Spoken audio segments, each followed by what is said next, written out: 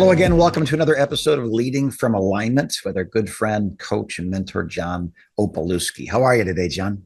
Hey, Jim, I'm good. It's so Right good to on. spend time with you, visiting, talking about life, what's Yeah, going on in our world, talking about deer hunting, although I don't deer hunt, and uh, all kinds we of can fun fix stuff. that.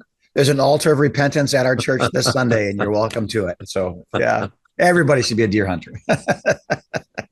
Right on. So, we're on episode 279 today. Can you believe that?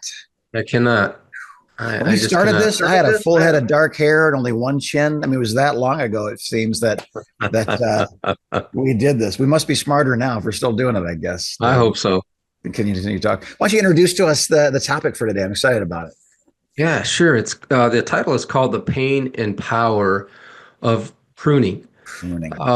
And Jim, the thought for this came to me as I was reflecting over, we've been in officially in business, so to speak, for almost 12 years now. Well, actually, Yeah, by the time this podcast is dropped, it will be over 12 years. 12 years. And we've helped a lot of churches in 12 years take what we call an alignment journey. In fact, the name of our Yeah, podcast is Leading from Alignment.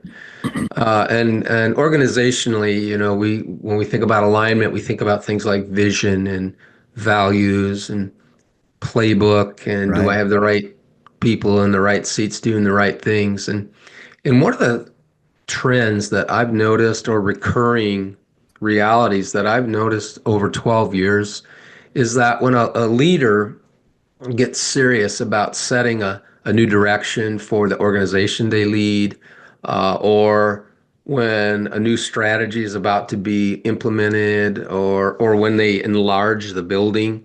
Right. Interestingly enough, I had personal experience with this many, many years ago when the church I was a youth pastor at built a huge worship center Yeah. uh, to accommodate the growth that was happening.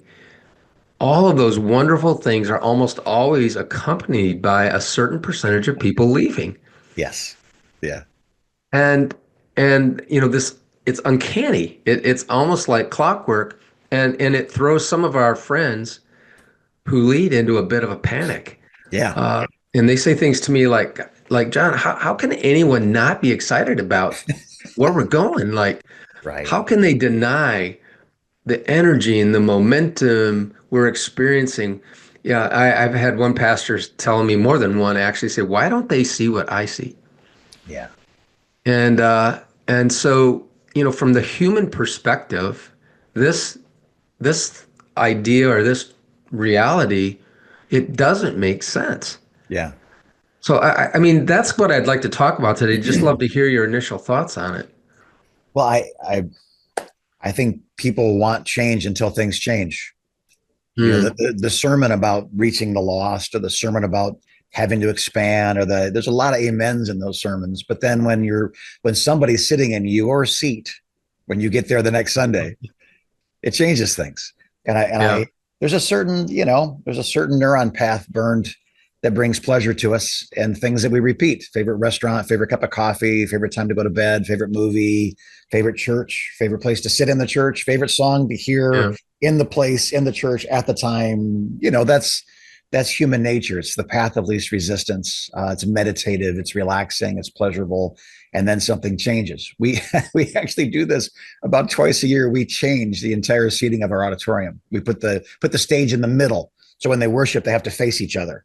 We move things out into the audience. I'll stand on the floor, I'll stand on the stage, and part of this for this reason, because our religious tendencies quickly become our Yeah. religious dependencies.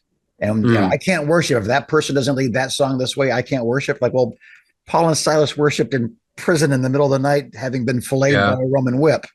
The worship's not the problem. The worshiper is the problem. And Hmm. but Oh, it's that's good.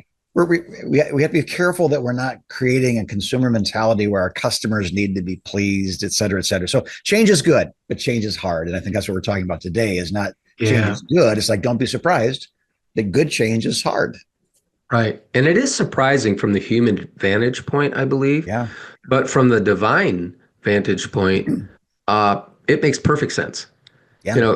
Growth almost always starts with or involves at somewhere along that growth journey involves painful pruning.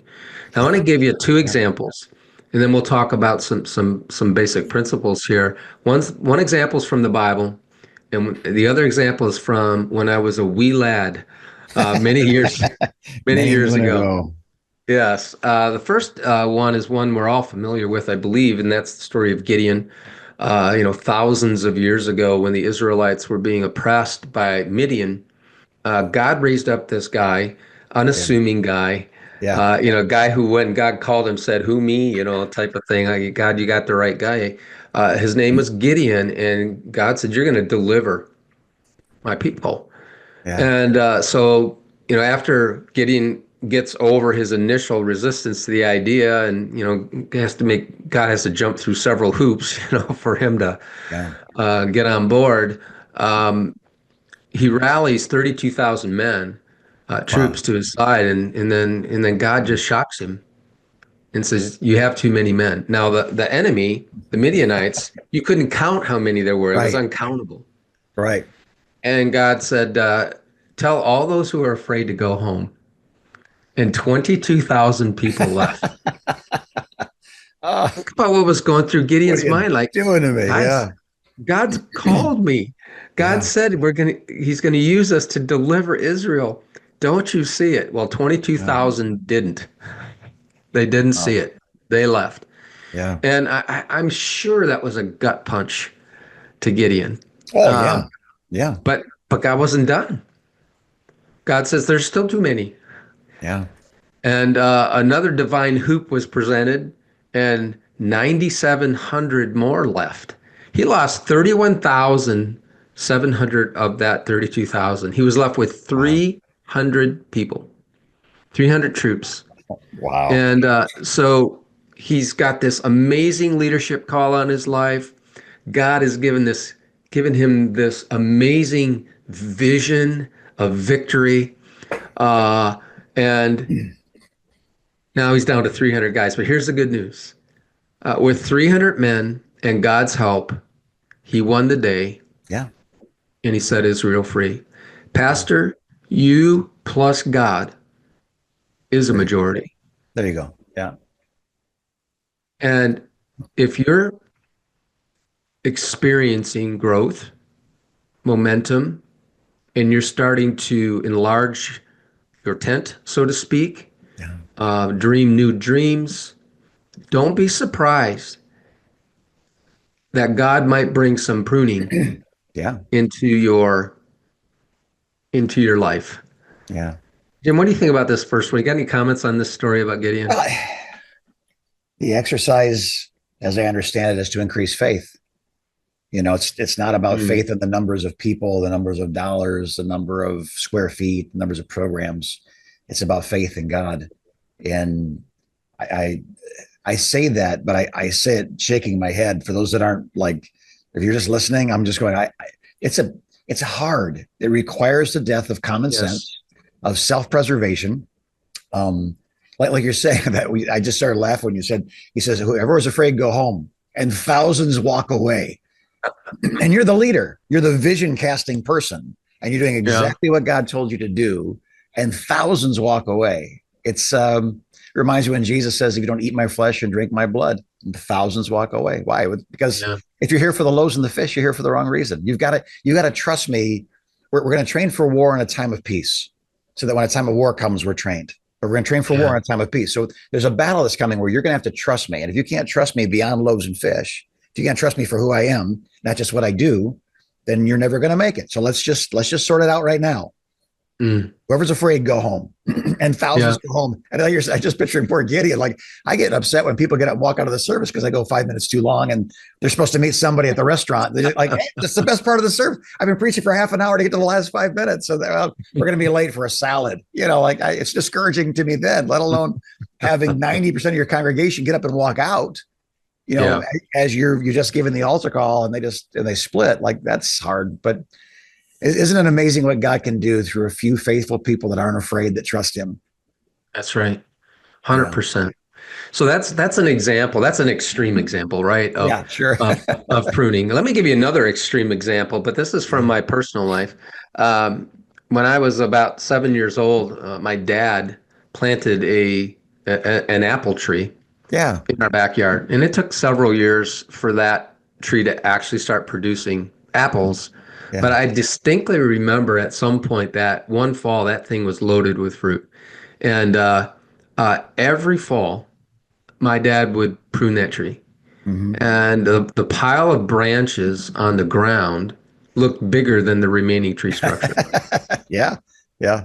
And I often thought, well, Dad, you did it this year. You killed it, man. Yeah. We're not going to have any apples next year. But when September arrived, that tree was loaded again Right. with beautiful, big, delicious, ripe, amazing apples. Yeah. And Jim, I was thinking about that, and I thought, you know what? I'm going to do a little research. I'm gonna just get online, and I am going to type in the benefit of pruning a fruit tree or something like that. Yeah. And and the rest of this podcast is going to be what I learned Yeah. about how pruning a fruit tree produces more fruit. Right. The guy's name is Yates Harrison. Love the name. Yeah. And I do believe this is the first time we've talked about gardening in 5 years doing this podcast. But he outlined 4 ways that pruning a fruit tree produces more fruit.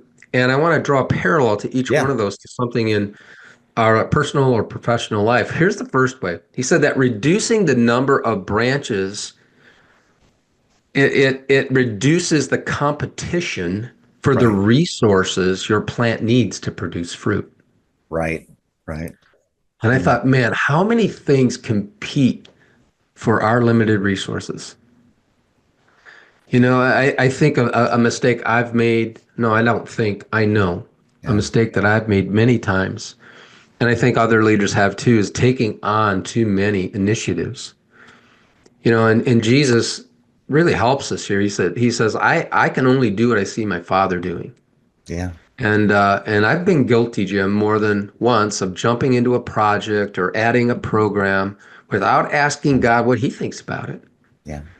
And because I had too many branches, because my Father in heaven loves me so much, he goes on a pruning expedition. So there are less things competing Yeah. for my limited resources. So the Mhm. actual pruning is actually painful, but it's actually loving Yeah. when you think about it, because it allows the me to bear good fruit. Right. You think about this first one. It reminds me of when Steve Jobs came back to Apple and they had, I think, like 40 different products that they were producing. And I think he Mm, pared it down to maybe 4 or 5. He just said, so lots of people getting fired, lots of overhead being cut, lots of buildings being sold. But instead of doing, dozens of things poorly, let's change the world through doing a few things well. And it goes right along with this, and in a leader's life, if you're growing, there's always opportunity. Come speak that's right. here. Have you ever written a book? Hey, could you talk at my thing? Let me invite you to my kid's t-ball game, whatever it is. But everybody wants to be on a winning team, play for a winning coach, whatever that analogy is. But the Yeah. thought that saying no is vital to the things you've already said yes to, and maybe even every once in a while, as we're kind of early on in 2025, we're not New Year, but we're not halfway through the year. It's like, what needs to be pruned out of my life? Like what is too much so that I'm getting Right. C's in all of my classes? I'm taking 25 credit hours. If I'm Right. supposed to get A's, what classes should I drop to get A's? And maybe it's 17, maybe it's 21 credit hours. But to do better, have peace, and be more effective with less. And Right. again, that you talk about laziness and workaholism. There's something in between here. But just I think That's the right. same thing's true with opportunities or with distractions. That's right. Yeah, Yeah. Not every opportunity that comes your way is a God opportunity. right. Even if it's good, it might Yeah, not be a God opportunity. And yeah, so this first point, Jim, is that pruning really kind of aligns our life to yeah, our limitations. It's yeah, about our limitations. Right. And um, and so that's the first piece of this. The second way Right. pruning a tree helps is it it ensures the tree is healthy Right. so that the fruit that comes out of it is quality. It's not diseased. It's not weak. And I think about that on a personal level. What personal habits of ours are diseased? Right. What are maybe some entrenched habits and behaviors that aren't delivering for you? Right. And yet you're in that mode, you're in that habit. And I found that sometimes um, giving up a few meals Hmm.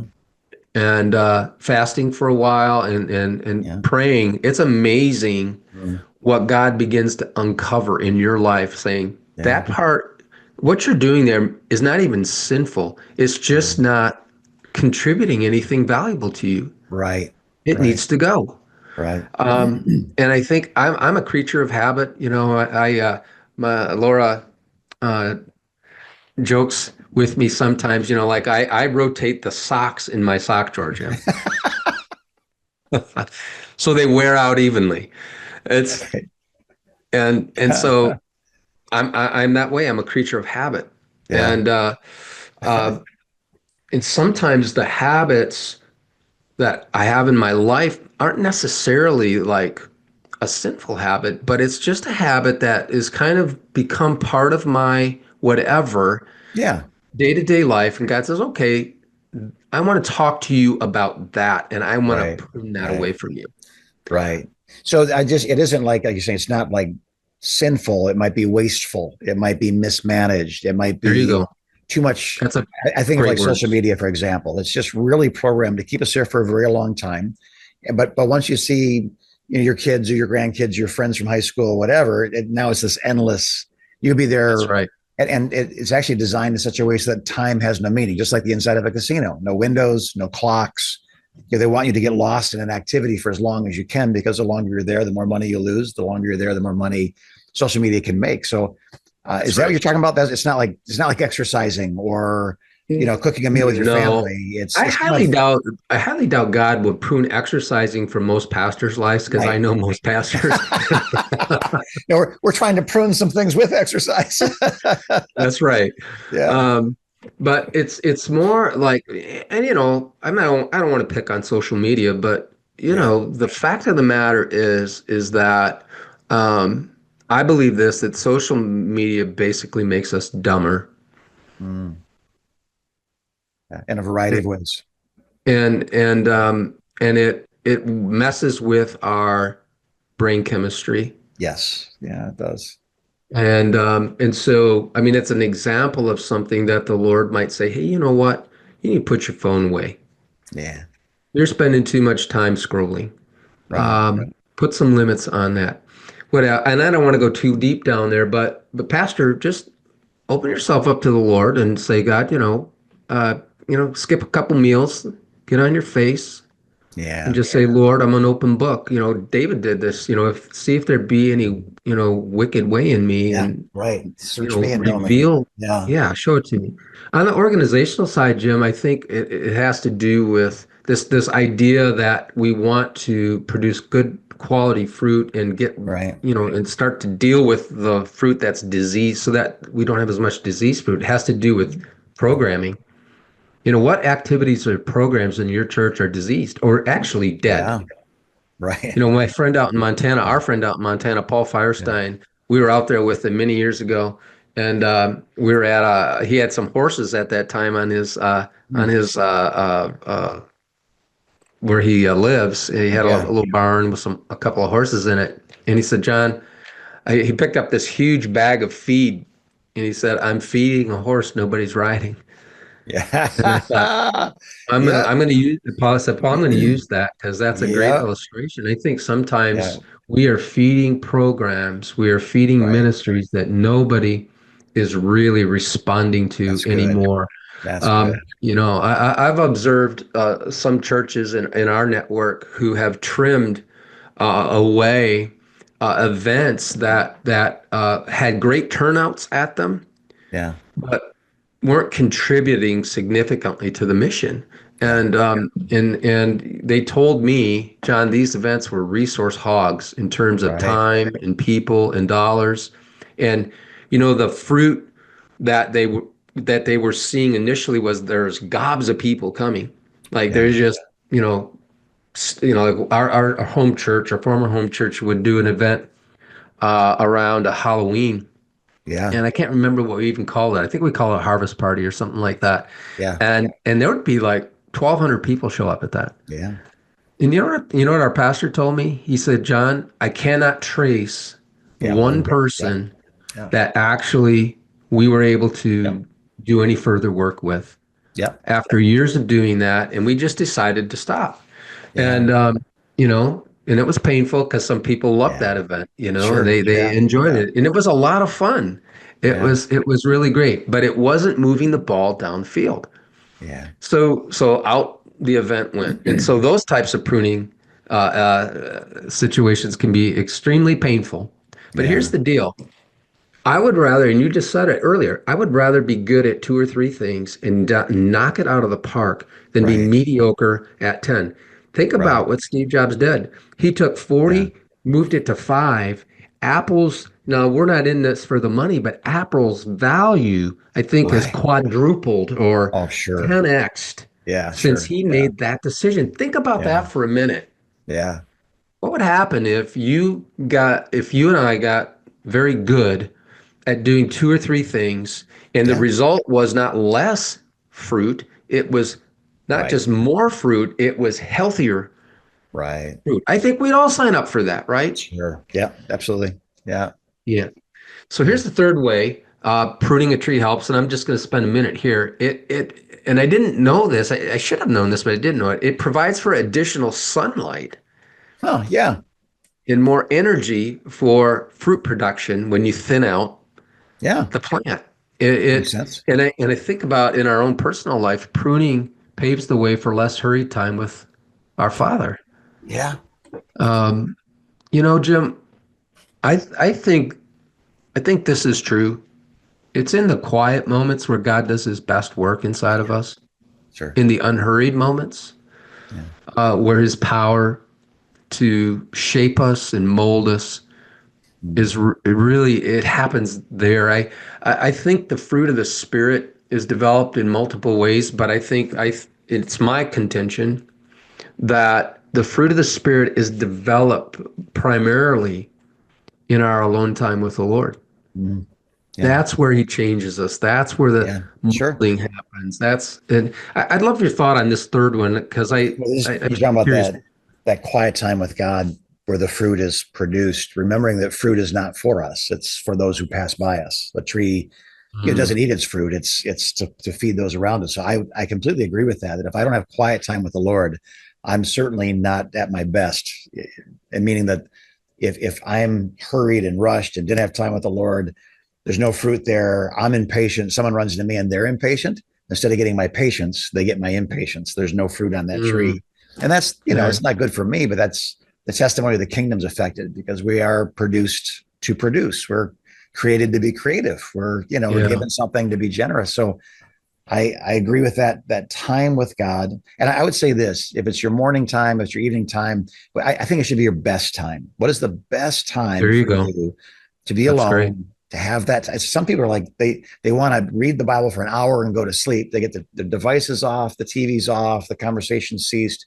They close their world and they open their heart to Jesus. They fall asleep meditating on that. I think that's wonderful. That's Yeah. not me. I Me.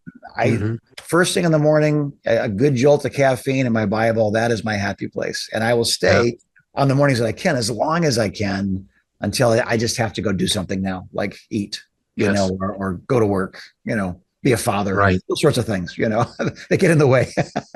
But Yeah. I'm a better, whatever those things are because of that time. So I Yeah. agree. Cultivate that meaningful time with the Lord. And that's where fruit comes from. Yeah. Let me give you one more Yeah. from Yates. He said this, that decreasing the weight of the branches reduces the possibility of them breaking Mm. under the burden of the fruit. And Oh, that one really hit me, yeah. John. Yeah. You know, when your ministry, the ministry you lead, is producing gobs of fruit, Mm, it's very intoxicating, sure. but it also brings weight. Yeah. If you're pastoring a church of 100 people, you feel weight. Sure you do. Yeah. 50 people, you feel weight. If you're pastoring a church of 1,000 people, you feel more weight.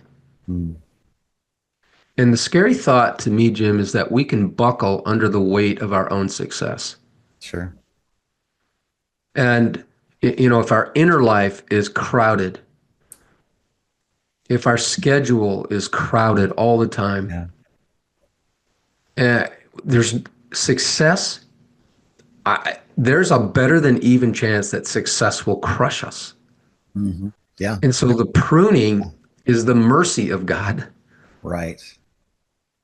He's so good to us. He's so merciful to us. He loves us so much. He says, no, you're getting, you're getting, there's too much happening now.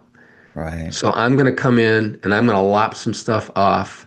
Not because I'm mean, not because I'm an Enneagram 8 and I get bored easily and I Right. need to create turmoil. Right. It's because I love you and I know what's coming Yeah. if we don't deal with this. And so, Jesus paints this beautiful picture.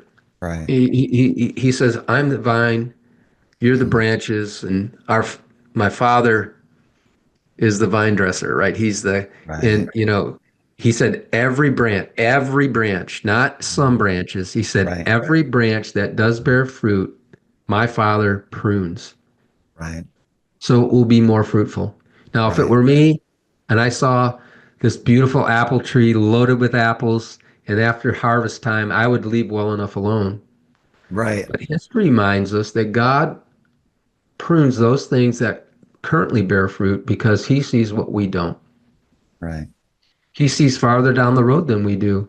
I think he sees danger before we do. I know he does. Sure. He sees the potential for more fruit. He knows we're we're frail Yeah. and we're limited.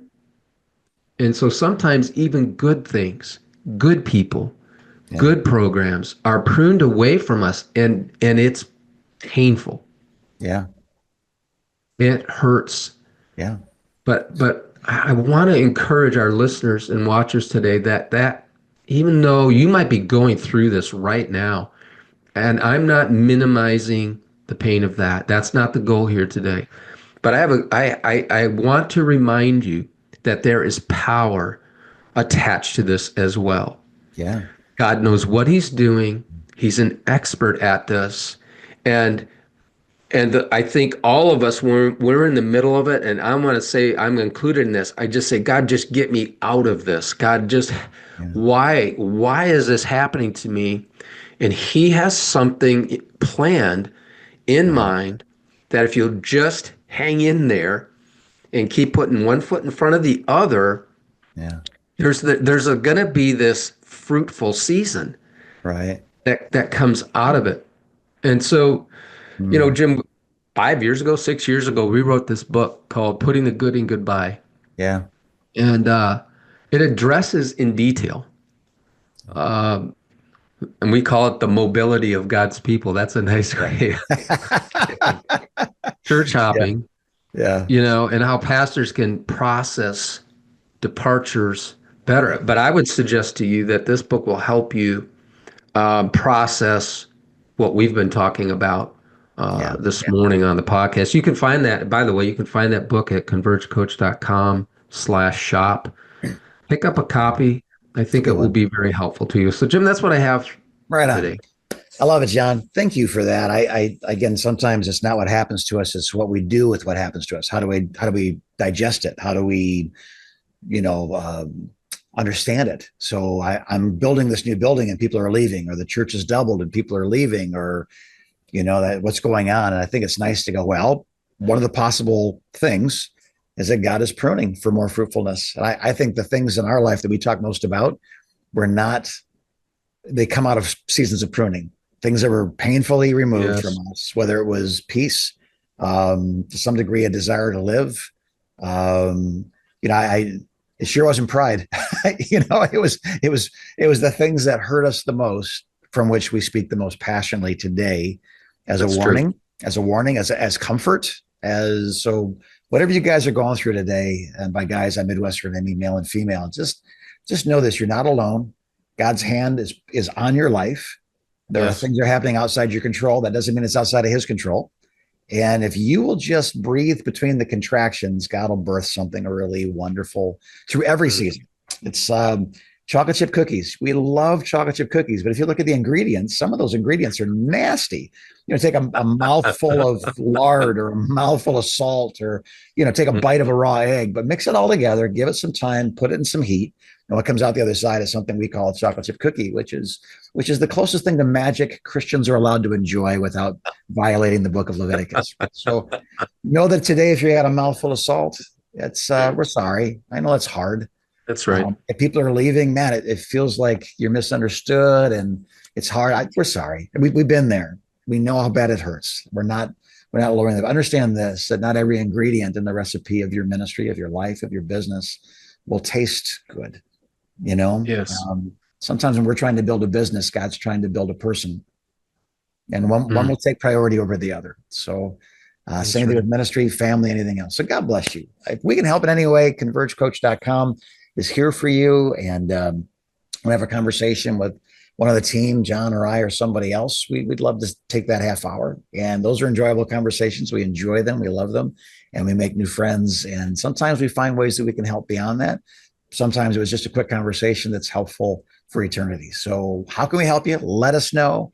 If you like this podcast, would you just pass it on to a friend and go, I think you're going to need this in the days to come, or you're going through it right now. Think about who right now could use a conversation about pruning, and send it to them. Just send a link and say, I was thinking about you today. It's like a free gift, costs you nothing, but there's great value in it. So God bless you.